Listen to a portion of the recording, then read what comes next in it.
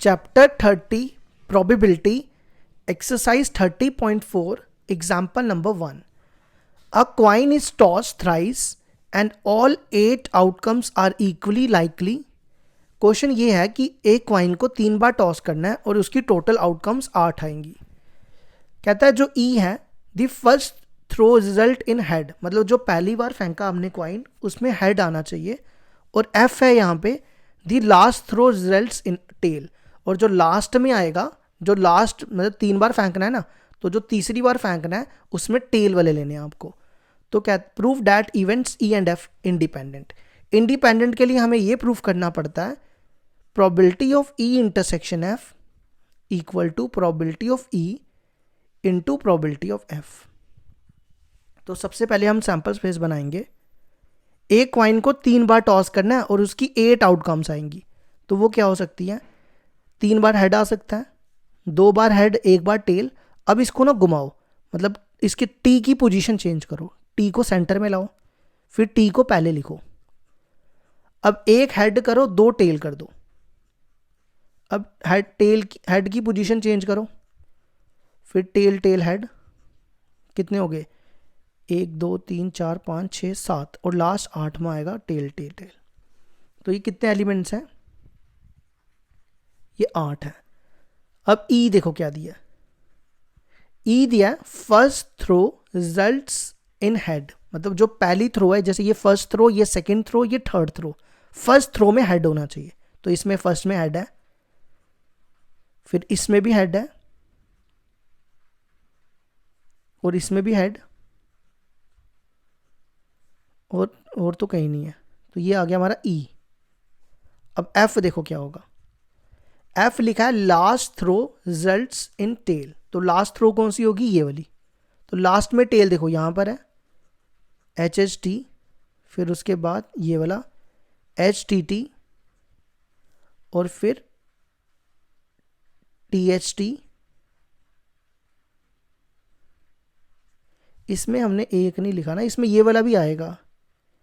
नहीं, first throw में head आना चाहिए। नहीं, 3 ही आएंगे। अच्छा, इसके बाद देखो ये, एक मिनट रुको, टी वाला एक ये लिखा हमने, फिर हमने ये वाला लिखा, फिर हमने टी एच टी ये लिखा टी एच टी, और लास्ट हमने लिखा टी टी टी। अब इसके बाद हम क्या करते हैं, दोनों के बीच में कॉमन निकाल लेते हैं। दोनों के बीच में कॉमन देखो क्या आएगा। इसमें मेरे को फिर भी गड़बड़ लग रही है, एच ये मैंने सेम लिखे हैं। इसको ना ठीक करो, पहले तो 3 एच लिखो, फिर एच एच टी, फिर एच टी एच, और एच देखो कहीं और आया, ये देखो, हाँ फर्स्ट थ्रो में एच आया, ये आ गया, ये ई हो गया। अब इन तीनों में कॉमन देखो क्या, इन दोनों में कॉमन देखो क्या होगा।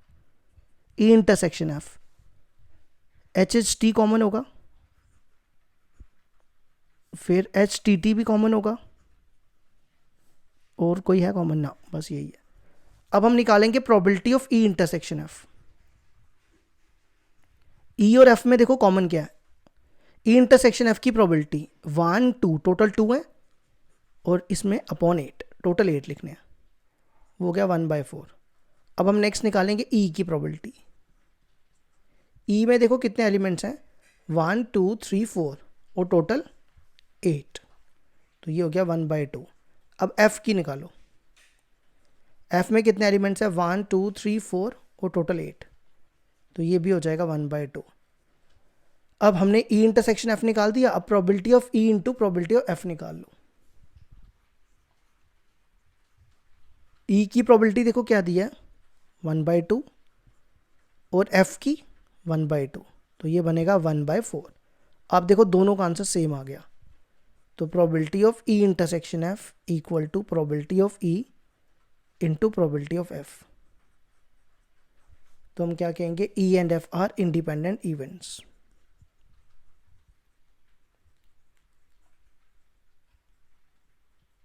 ये हो गया हमारा क्वेश्चन एग्जाम्पल 1 कंप्लीट।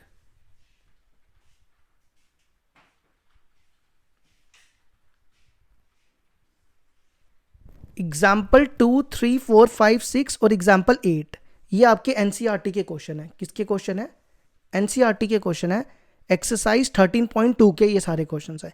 ये मैंने ऑलरेडी आपको करवा दी हुई है। तो अगर आपको ये क्वेश्चंस देखने होंगे तो आप एनसीईआरटी की चैनल के प्लेलिस्ट में चले जाना। चैनल की प्लेलिस्ट में जाके प्रोबेबिलिटी की एक्सरसाइज 13.2 और एग्जाम्पल्स ये दोनों करवाई हुई हैं, तो आप वहाँ से देख सकते हो। अब आ जाओ एग्जाम्पल 7 पे।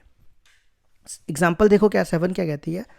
N urn contains 4 tickets with number this this this and this. मतलब एक अर्न हो गया एक बैग में 4 टिकट्स हैं। एक का नंबर 112, 121, 211 और 222। ये 4 टिकट्स है। And 1 ticket is drawn. आपको क्या करना है? एक टिकट निकालनी है इसमें से। let AI, I have 1 2 3 be the events that ith digit of the number on ticket drawn is 1। देखो मैं आपको इसका मतलब बताता हूँ, रुक जाओ 2 minute. Discuss the independence of the event A1 A2 A3। देखो सबसे पहले A1 क्या होगा? A1 देखो यहाँ पे क्या कहता है। A1 आपको वो लेना है, मैं यहाँ लिख देता हूँ। A1 क्या होगा? इवेंट डैट आई की जगह आपको यहां पे 1 करना है। That first digit of the number on the ticket drawn is 1। समझ आया? मतलब कि यहां पे जो फर्स्ट डिजिट है उसकी टिकट में 1 होना चाहिए। जैसे ये देखो, ये first digit, second digit, third digit, first digit में 1 होना चाहिए। तो वो कौन सा होगा? 1 1 2। इसमें भी देखो फर्स्ट डिजिट में 1 है, 1 2 1 और कोई नहीं होगा। अब A2 देखो क्या होगा? A2 होगा कि सेकंड डिजिट। अब कौन सा होएगा? Second digit of the number on the ticket drawn is 1। मतलब कि जो सेकंड डिजिट है ना वो 2, जो सेकंड डिजिट है वो 1 होना चाहिए। तो सेकंड डिजिट देखो 1 कहां पे है? ये और ये फर्स्ट डिजिट, ये सेकंड डिजिट, ये फर्स्ट डिजिट, ये सेकंड। तो सेकंड डिजिट यहां पर है, तो वो क्या बनेगा? 1 1 2 और 2 1 1। ठीक है। अब आ जाओ A3 पे। A3 क्या बनेगा? That third digit. अब आई की जगह आपको 3 डालना है। थर्ड डिजिट जो है वो 1 होना चाहिए। Third digit is 1। तो थर्ड डिजिट देखो 1 कहां पे है? इसमें और इसमें। 1 2 1 और 2 1 1। ठीक है, यहां तक समझ आ गया। अब हमें इसकी इंडिपेंडेंस चेक करनी है, तो अब इनके बीच में इंटरसेक्शन भी निकालो। A1 इंटरसेक्शन A2, दोनों में कॉमन देखो क्या होगा? 1 1 2 कॉमन है।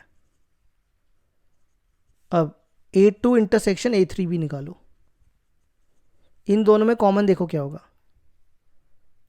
इनमें कॉमन है सिर्फ 2 1 1। और फिर A1 इंटरसेक्शन A3, इन दोनों में कॉमन देखो क्या?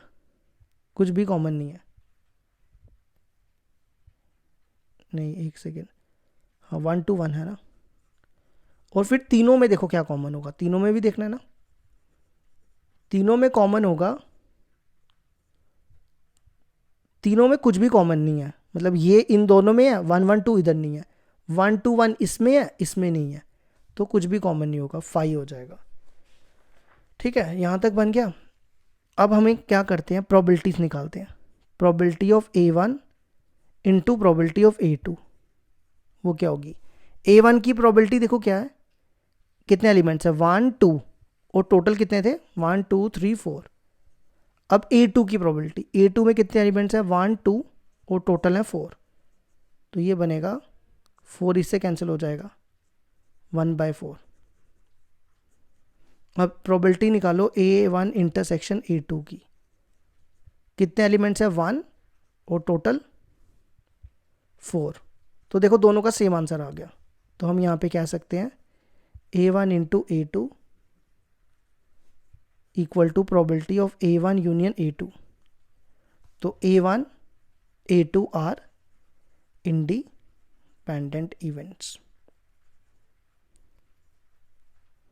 ठीक है, इसी तरह आप चेक कर लो। अब मैं डायरेक्ट लिखूंगा, probability of A2 into probability of A3 निकालो। प्रोबेबिलिटी ऑफ A2 देखो किसके बराबर है? A2 कितने एलिमेंट्स है? 1 2 टोटल 4। A3 के 1 2 टोटल 4, ये भी 1/4 आएगा। और आप A2 इंटरसेक्शन A3 निकालो, उसमें देखो कितने एलिमेंट्स हैं, एक ही है, वो भी 1/4 होगा। तो ये आ गया A2 इसके बराबर हो, ये भी सेम आ गया। तो A2 A3 भी इंडिपेंडेंट हो गए। अब इसी तरह A3 और A1 का निकालो। A3 में 2 एलिमेंट है, 2/4, सबके 2 ही हैं, ये 1/4। तो इसमें भी एक ही एलिमेंट है, तो ये भी इंडिपेंडेंट हो गया। ठीक है, तो A1 और A3 भी इंडिपेंडेंट है। अब तीनों के बीच में probability of A1 into A2 into A3। A1 में कितने एलिमेंट है, 2/4 2/4 2/4, तो ये बन जाएगा 2 और 2 इससे कैंसिल, 1/8 आएगा। अब तीनों में देखो क्या कॉमन है, तीनों में कॉमन है, इसमें कुछ भी कॉमन नहीं है ना, तो इसकी प्रोबेबिलिटी 0 हो जाएगी। तो ये इसके बराबर नहीं आया। तो A1 A2 A3 ये तीनों आपस में इंडिपेंडेंट नहीं है और नॉट इंडिपेंडेंट। तो आप इसको म्यूचुअली एक्सक्लूसिव इवेंट्स भी कह सकते हो, म्यूचुअली एंड एग्जॉस्टिव इवेंट्स। तो ये हो गया क्वेश्चन हमारा complete.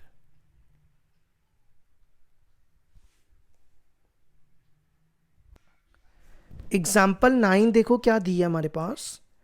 2 dice are thrown together. Let A be the event getting 6 on the first die and B be the event getting 2 on the second die. Are the events A and B independent? देखो question ये है, सबसे पहले 2 dice को हमें toss करना है, वो क्या बनेंगे 1 1 1 2 अप टू सो ऑन 6 6। तो NS में कितने एलिमेंट्स हो जाएंगे, 6 का स्क्वायर वो था 36। अच्छा, अब A देखो क्या दिया हुआ है, A कहता है 6 ऑन दी फर्स्ट डाई। ये जो आपको दिख रहा है ना, ये फर्स्ट डाई है, ये सेकंड डाई है। फर्स्ट डाई में 6 होना चाहिए, तो वो क्या हो सकता है 6 1 6 2 6 3 6 4 6 5 या 6 6, यही हो सकता है। अब आ जाओ B पे। B क्या दिया, B be the event getting 2 on the second die, मतलब सेकेंड डाई में 2 होना चाहिए, तो वो हो सकता है 1 2 2 2 3 2, देखो सेकेंड में 2 ही रख रहे हैं, 4 2 5 2 और 6 2। अब दोनों में कॉमन निकालो, कॉमन क्या होगा दोनों में, कॉमन होगा सिर्फ 6 2। अब इनकी प्रोबेबिलिटीज निकालते जाओ। तो इंडिपेंडेंट के लिए पहले निकालो probability of A into probability of B। A में देखो कितने एलिमेंट्स हैं, 1 2 3 4 5 6 और टोटल 36। इसी तरह B में कितने एलिमेंट्स हैं, इसमें भी 6/36, तो ये कितना बन जाएगा 1/36। अब A इंटरसेक्शन B, कितने एलिमेंट्स है इसमें, 1 ही है, 1 और टोटल 36, दोनों सेम आ गया, तो हो गया independent. Probability of A intersection B equal to probability of A into probability of B। तो hence A and B are independent events.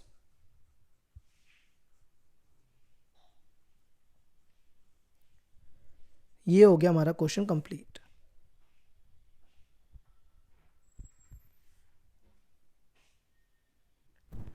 Question number 10 देखो क्या दिया है, for a loaded die the probability of outcomes are given as under.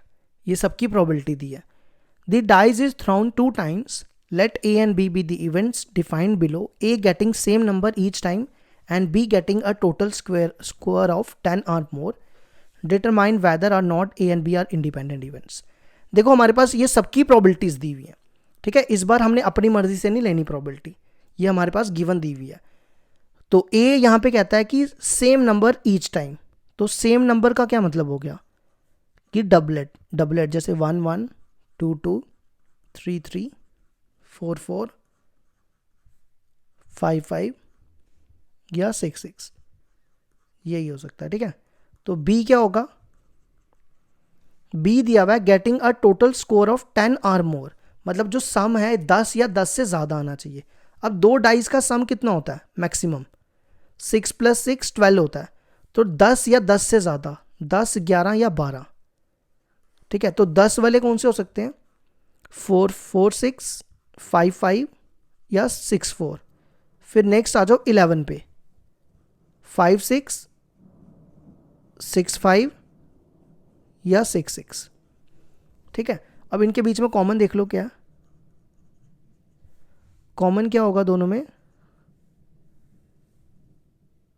सिर्फ 6 6 वाला common होगा ना, और 5 5 वाला भी।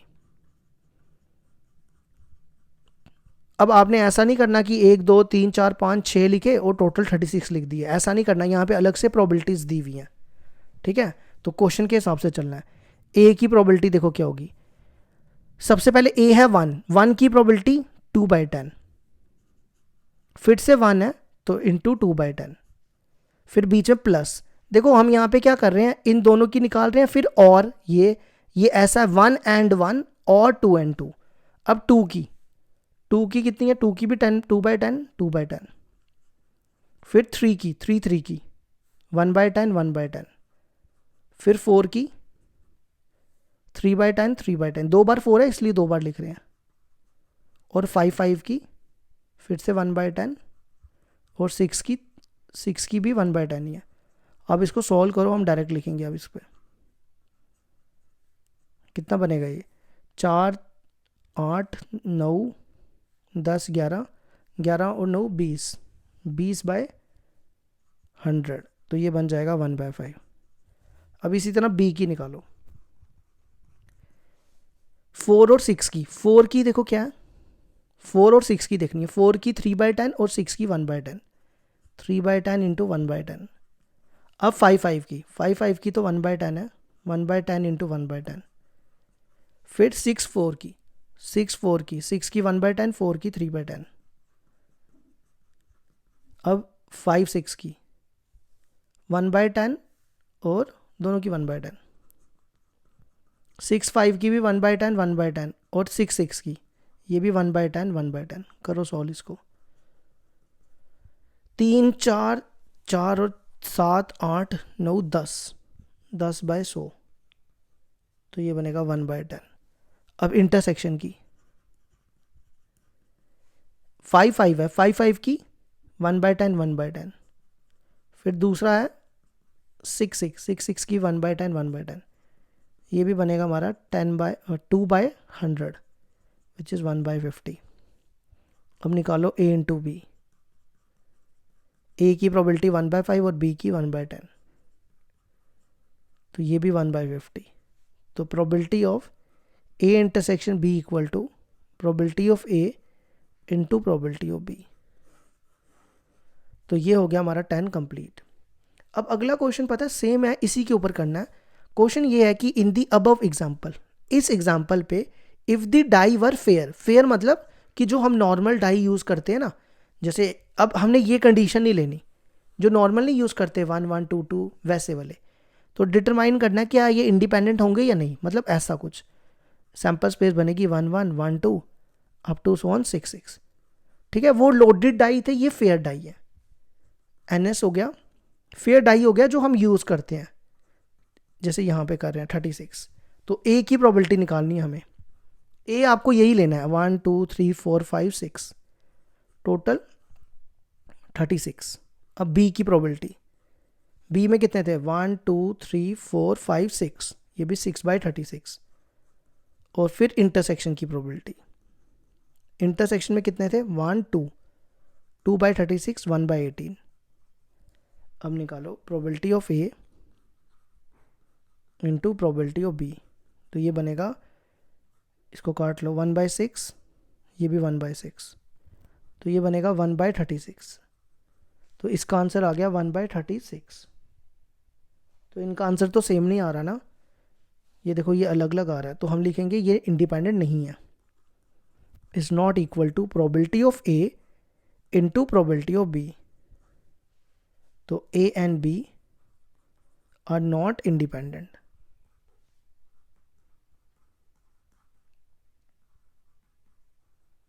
ये हो गया हमारा question number example 11 complete.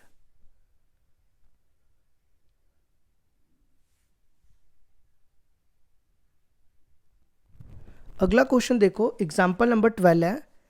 In the 2 dice experiment, if A is event of getting sum of the number on die is as 11 and B is the event of getting a number other than 5 on the first die, find probability of A and B are independent events। और इस question को इस form में भी पूछ सकते हैं, दोनों सेम ही बात है, ठीक है। तो देखो क्वेश्चन क्या है, 2 डाइज हैं, सैंपल स्पेस बनेगी 1 1 1 2 अप टू सो ऑन 6 6, तो कितने होते हैं 36। अब इसमें ए देखो क्या बोलता है, ए बोलता है कि सम जो है वो क्या आना चाहिए, 11 आना चाहिए। जैसे यहाँ देखो दोनों का सम कितना आना चाहिए, 11 आना चाहिए, ठीक है। तो 11 वाला कब आता है, 5 6। अब x, यहाँ पे x की जगह 5 डालो तो y 6 आ जाएगा, फिर x की जगह 6 डालो y 5 आ जाएगा, ठीक है। सम 5 6 और 6 5 इन्हीं दो पे आता है, और किसी पे थोड़ा आता है। अब आगे पढ़ो, आगे क्या दिया हुआ है, बी देखो क्या दिया है, बी दिया हुआ है getting a number other than 5 on the first die. मतलब कि जो फर्स्ट डाई है यहाँ भी यही लिखा हुआ है कि x जो है वो 5 नहीं होना चाहिए। ये फर्स्ट डाई है ना, यहाँ पे 5 नहीं आना चाहिए। 5 के अलावा आप कुछ भी लिखो, जैसे 1 लिखो, 1 1 1 2 अप टू सो ऑन 1 6, फिर 2 1 2 2 अप टू सो ऑन 2 6, फिर 3 1 3 6, फिर 4 1 4 2 4 3 4 5 4 6, फिर 5 वाले नहीं लिखने आपको, 6 1 6 2। देखो 5 वाला नहीं लिखा, बाकी सारे लिखे हमने, ठीक है। मतलब इसमें 1 5 भी आया है, फर्स्ट में 5 नहीं होना चाहिए, बस उसने ये कहा है। अब हमें निकालना है ए एंड बी, इंटरसेक्शन निकालो, एंड होता है इंटरसेक्शन। दोनों में कॉमन क्या होगा, 6 5 वाला है ना, इनके बीच में 6 5 भी आएगा, तो इसकी प्रोबेबिलिटी हो जाएगी, ये एक है टोटल 1/36। अब हमें इंडिपेंडेंट चेक करना है, तो probability of A into probability of B निकालो। ए में कितने एलिमेंट्स हैं, 1 2 टोटल 36। बी में कितने हैं, यहाँ तक कितने थे, 6 6 6 12 18 24 30, 30/36, तो ये बनेगा 18, 5 6 5 6 30, 5 6 6 5 और यहाँ 3, तो ये बनेगा 5 अपॉन, अगर आप देखो ये बराबर नहीं आया ना, ये कितना बनेगा, ये बना था 18, 5 6 6 5 30, हाँ, तो ये बना 5/36 इंटू 3 कितना होता है, 108। तो ये बराबर नहीं आया है ना। अच्छा, तो ये इक्वल नहीं है इसके बराबर, तो ये इंडिपेंडेंट नहीं हुए, क्योंकि ये 1/36 है और ये 5/108 है। A and B are not independent. ये हो गया हमारा 12 भी कंप्लीट।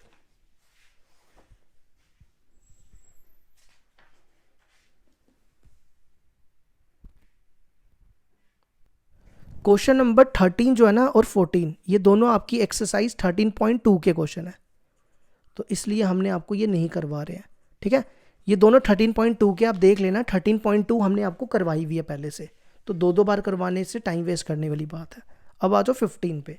15 देखो क्या कहता है, events E and F are independent.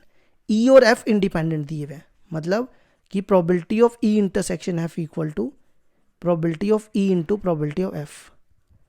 हमें निकालना है प्रोबेबिलिटी ऑफ एफ, निकालना है, ई की दी है और यूनियन की दी हुई है, तो यूनियन से हम निकाल लेते हैं।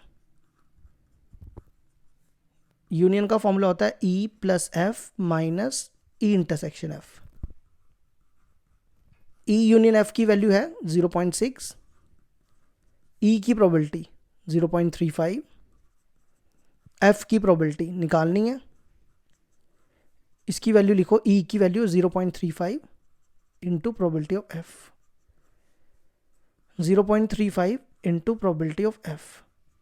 इसको इधर लाओ, 0.6 माइनस 0.35, इन दोनों में पी एफ कॉमन, यहाँ बचेगा 1 माइनस 0.35। 60 में से 35 गए, कितने बचते हैं, 25, और यहाँ पर ये 100 में से 35 गए 65, इसको इसके नीचे, ये बनेगा 0.25 upon 0.65, point point cancel, 25 upon 65, ये बनेगा 5 अपॉन 13। ये हो गया हमारा 15 कंप्लीट।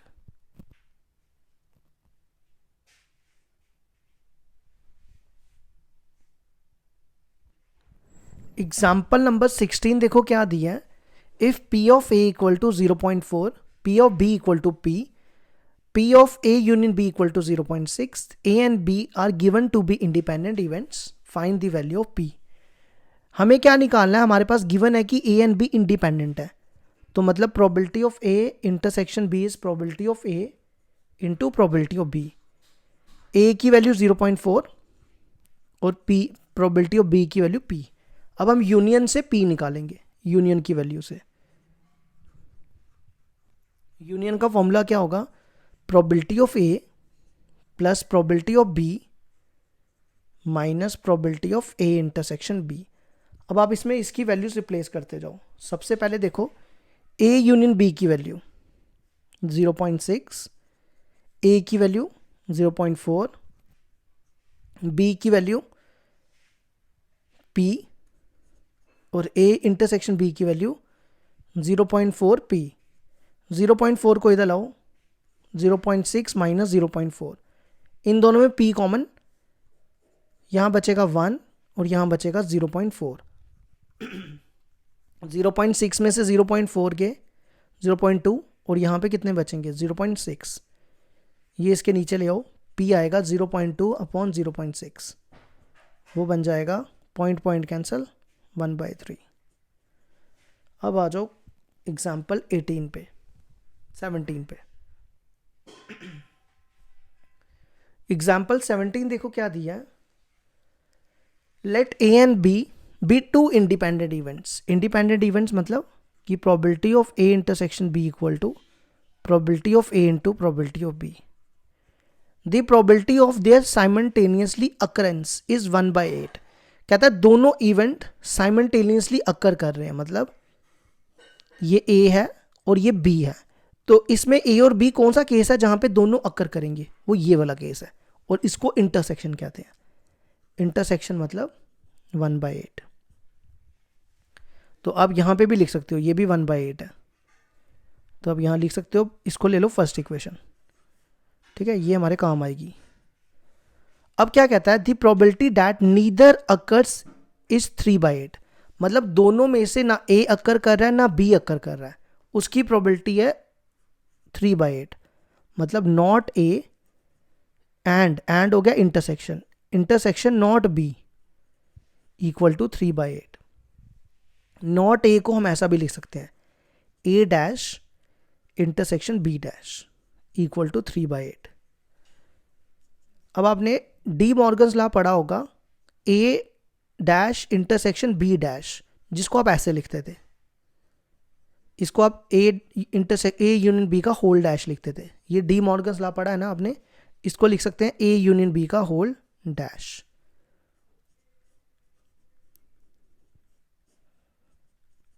ठीक है, अब आपने ये भी पढ़ा हुआ है कि प्रोबेबिलिटी नॉट A की क्या होती है 1 माइनस P ऑफ A, और आप इसको नॉट A को A डैश भी लिख सकते हो।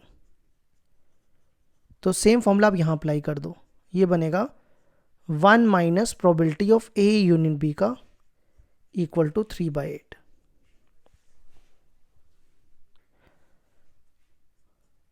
अब क्या करो, वैसे मेरे को हाँ थोड़ा सा ना इस फॉर्मूले से वैसे होगा नहीं, क्यों, क्योंकि यहाँ पे A और B की प्रोबेबिलिटी नहीं है हमारे पास। आप देखो ना, A और B की प्रोबेबिलिटी तो हमारे पास नहीं है, तो इससे ये नहीं होने वाला है ना। तो फिर क्या करो, फिर यहाँ पे दूसरा तरीका यूज़ कर लो। देखो ये इंटरसेक्शन दिया हुआ है और ये इंडिपेंडेंट है, जैसे आपने यहाँ फॉर्मूला अप्लाई किया ना, A इंटरसेक्शन B को लिखा P of A into P of B, यहाँ भी लिख सकते हैं हम ऐसा, P of not A into P of B not equal to 3/8। P of A not का formula 1 minus P of A, और PB नॉट का फॉर्मूला 1 माइनस PB। अब दोनों को मल्टीप्लाई करो, वन को दोनों से, वन वन ज़ा one, one minus P B, और ये बनेगा P A minus P A, और ये कितना बनना था, plus P A into P B equal to 3/8।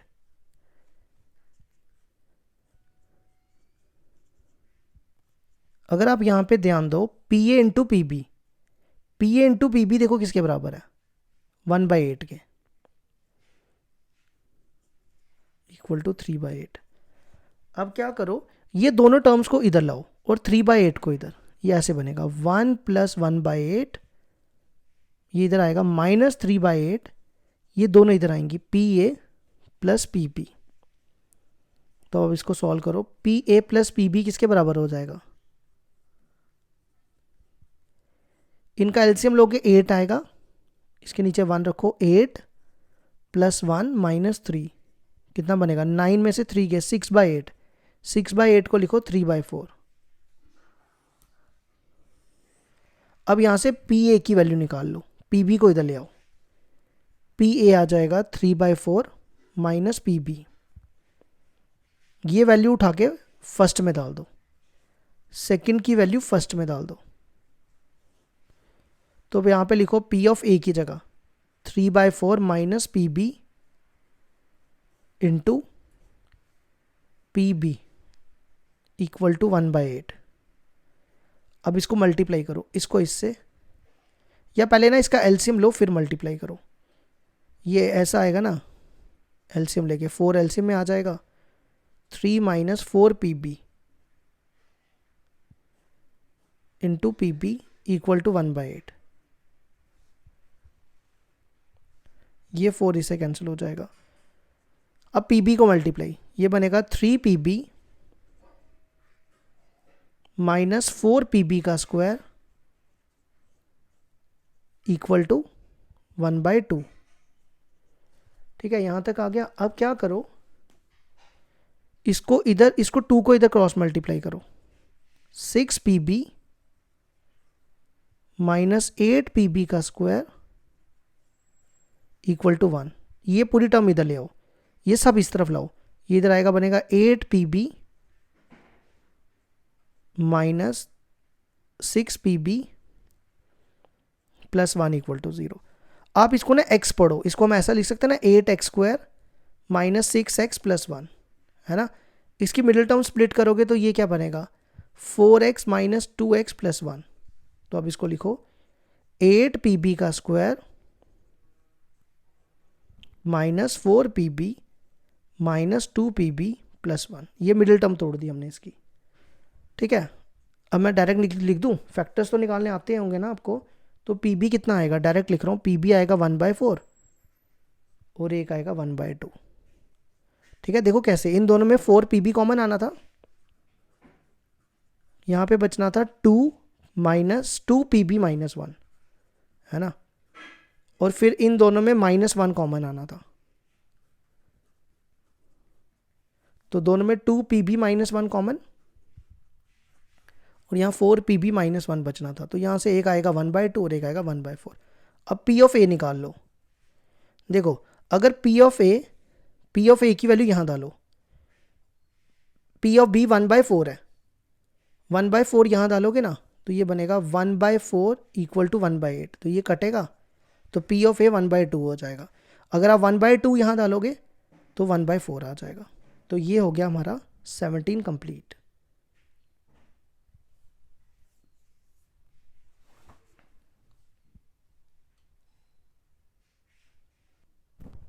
Example number 18 देखो क्या दिया है। If A and B are two independent events such that probability of A not intersection B equal to 2/15, और उसके बाद दिया हुआ है A intersection B equal to 1/6, then हमें ए और बी की प्रोबेबिलिटी निकालनी है। देखो कैसे करेंगे। पहले तो आप यहाँ देखो, probability of A intersection B को हम लिख सकते हैं, इंडिपेंडेंट इवेंट्स हैं, probability of A into probability of B, वो किसके इक्वल है, 1/6 के। तो इसको ले लो फर्स्ट। अब इसी तरह इसको यूज़ करो, probability of A intersection B को लिख सकते हैं A not into probability of B equal to 2/15। A not को अभी हमने आपको बताया, हम इसको कैसे लिख सकते हैं, 1 minus P of A into P of B equal to 2/5, 5 नहीं 15।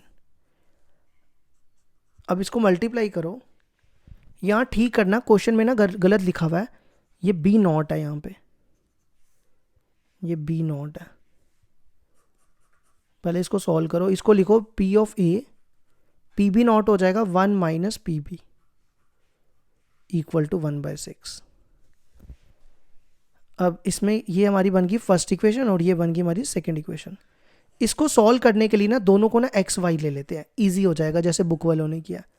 लेट पी ऑफ ए ले लो एक्स के बराबर और पी ऑफ बी ले लो वाई के बराबर। तो ये क्या बनेगा, x 1 minus y equal to 1/6। इसको मल्टीप्लाई करो, x minus x y equal to 1/6। ये बन गई हमारी फर्स्ट इक्वेशन, थर्ड इक्वेशन।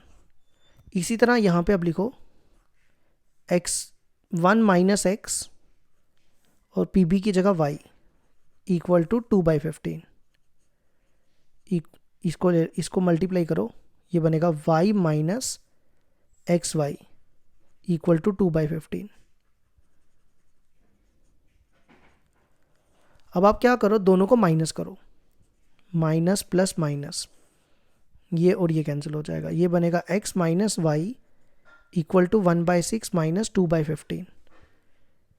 तो ये बनेगा 15 और 6 का एलसीएम कितना आएगा, 15 और 6 का एलसीएम 3 से करो 5 2 5 और 2 30 आएगा। 6 को 15 से डिवाइड करोगे कितना बचेगा, 5। 15 को 30 से डिवाइड करो 2 4। तो x माइनस वाई आ जाएगा 1/4, 1/30। तो x आएगा यहाँ से y प्लस 1/30। इसको ले लो फिफ्थ इक्वेशन। ये वाला पेज भी यूज़ कर लेते हैं ना, ये क्यों वेस्ट कर रहे हैं हम। अब क्या करो, ये x की वैल्यू उठा के इस इक्वेशन में डालते हैं। ऐसा था ना, x into 1 minus y equal to 1/6, यहाँ डालने लगे। x की वैल्यू है y plus 1/30, 1 minus y equal to 1/6। पहले इसका एलसीएम लो, 30 LCM 30 y plus 1 1 minus y equal to 1/6। ये और ये कट गया, ये 5 इधर ले आओ और इसको मल्टीप्लाई कर दो 30 y से, फिर माइनस 30 वाई स्क्वायर, फिर 1 माइनस वाई। ये सारी टर्म्स इस तरफ ले आओ, इधर आएगा 30 वाई स्क्वायर, ये बनेगा 29, इधर आके माइनस हो जाएगा और ये 5 में से 1 गया 4। अब इसकी मिडिल टर्म स्प्लिट करो, 30 इंटू 4 कितना होता है, 60 होता नहीं 120 होता है। 120 को 30 इंटू 4 120 होता है, तो 24 इंटू 5 120 ही होता है। तो इन दोनों में से क्या कॉमन आएगा, 6y कॉमन, ये बनेगा 5y माइनस 4 और 5y माइनस 4। ये आएगा 6y माइनस 1 y 5 माइनस 4, तो y आएगा 1/6 और 4/5। अब ये वैल्यू उठा के यहाँ डालो, y इक्वल टू 1/6, तो x कितना होगा 1/6 प्लस 1/30। एलसीएम लो 30, ये इधर 5 आएगा, 5 प्लस 1 6, 6/30 वो बनेगा 1/5। अब y है हमारे पास 4/5, यहाँ डालो x 4/5 प्लस 1/30, 30 एलसीएम, इधर कितना आएगा 6 4 ज़ा 24 25, ये बनेगा 5 से काटोगे 5/6। तो हेंस प्रोबेबिलिटी ऑफ ए को हमने क्या लिया था, ए को हमने x लिया था, तो x कितना आया पहले हमारा 1/5, जब b की प्रोबेबिलिटी थी 1/6। फिर ए की प्रोबेबिलिटी थी दूसरे केस में 5/6 और बी की थी 4/5। ये हो गए दोनों complete.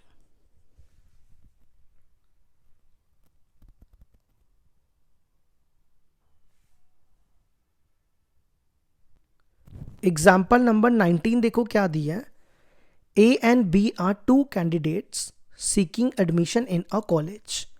The probability that A is selected is 0.7 and the probability that exactly one of them is selected is 0.6. Find the probability that B is selected. Question ये है कि हमारे पास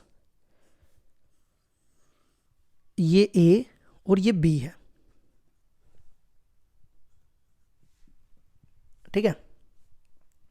यहाँ पे A वाले जो हैं वो कैंडिडेट A सिलेक्टेड होंगे और B वाले जो B सिलेक्टेड होंगे। तो A की जो प्रोबेबिलिटी है जो A सिलेक्ट हुए वो 0.7 है। ये बोलता है कि exactly one of them is selected.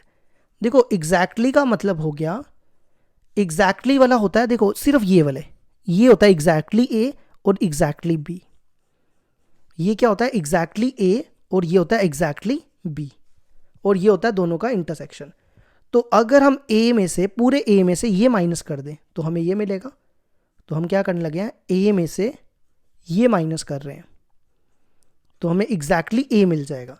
इसी तरह हम B में से अगर ये माइनस कर दें तो हमें एग्जैक्टली B मिल जाएगा। समझ आया? ये तो होता है A इंटरसेक्शन B। तो हमने पूरे A में से A इंटरसेक्शन B माइनस कर दिया, हमें ये पोर्शन मिल गया। और B में से हमने ये पोर्शन माइनस किया तो हमें एग्जैक्टली B मिल गया। तो अब यहाँ लिख लो, एग्जैक्टली का मतलब हो गया probability of A plus probability of B, और ये दोनों सेम है तो ये बनेगा 2 times probability of A intersection B equal to 0.6। अब हमारे पास A की प्रोबेबिलिटी दी है ना, और यहाँ पे ये भी बोला कि पहले तो A की प्रोबेबिलिटी लिखो। A की प्रोबेबिलिटी कितनी है, 0.7। B निकालना है हमें, और इसको लिखो probability of A into probability of B equal to 0.6। ठीक है, देखो क्यों यहाँ पे लिखा, क्योंकि यहाँ पे आप क्लियरली देखो A अलग से सिलेक्ट हो रहे हैं, B अलग से सिलेक्ट हो रहे हैं, तो इसलिए हमने इन दोनों को इंडिपेंडेंट मान लिया। अब 0.7 को उधर ले जाओ, PB, इन दोनों में PB कॉमन, यहाँ बचेगा 1 minus 2, P of A is 0.7, 0.6 minus 0.7, ये बनेगा, ये कितना बनेगा, 1.4 में से 1 गए, कितने बचते हैं, 1.4 में से 1 गए 0.4, और ये कितना बनेगा माइनस 0.4 और माइनस 0.1, माइनस माइनस कैंसिल, तो PB निकालना था, वो आएगा 0.1 अपॉन 0.4, पॉइंट करके 1/4 आ जाएगा। अब आ जाओ अगले क्वेश्चन पे। अगला क्वेश्चन देखो क्या कहता है। आज का लास्ट क्वेश्चन है ये। अ bag contains 5 white 7 red and 4 black balls. एक बैग है जिसमें 5 वाइट है, 7 रेड है और 4 ब्लैक है। If 4 balls are drawn 1 by 1 with replacement, मतलब आपने इस बैग में से 4 बॉल्स निकालनी है। ठीक है, कितनी बॉल्स निकालनी है, 4 बॉल, और विद रिप्लेसमेंट मतलब एक निकाली और फिर बैग में वापस डाल दी। कहता है कि what is the probability that none is white. हमें प्रोबेबिलिटी निकालनी कि कोई भी वाइट नहीं होना चाहिए। तो देखो रिक्वायर्ड प्रोबेबिलिटी, हमें कोई भी वाइट वाली नहीं लेनी, ठीक है। तो सारी की सारी या तो रेड की होगी या तो ब्लैक की होंगी। तो रेड और ब्लैक कितनी है, 11 में से हमने कोई एक निकाली, 11 में से कोई एक निकाली, उसको कैसे लिखते हैं, 11C1 अपॉन टोटल। टोटल कितनी है 11 16C1। समझ आया? दोबारा सुनो, ये 11 थी, 11 में से हमने एक बॉल निकाली, उसको लिखते हैं 11C1। C1 होता है कॉम्बिनेशन, और टोटल में से भी एक निकालनी है, वो यहाँ लिख दी। ठीक है, अब बॉल निकाली वापस डाल दी, अब दूसरी बॉल निकालनी है, अब दूसरी बॉल फिर से 11 से ही निकालनी है, फिर से 11 से निकाली, और इसी तरह 4 बार ये करना है आपको। तो 11C1 11 होता है, 11/16, 11/16। देखो 1 2 3 4 बॉल्स निकाली हमने, तो अब इसको मल्टीप्लाई तो नहीं करेंगे, इसको अब लिख दो 11/16 का होल स्क्वायर, होल 4, 4 है ना ये। तो ये हो गया हमारा क्वेश्चन कंप्लीट।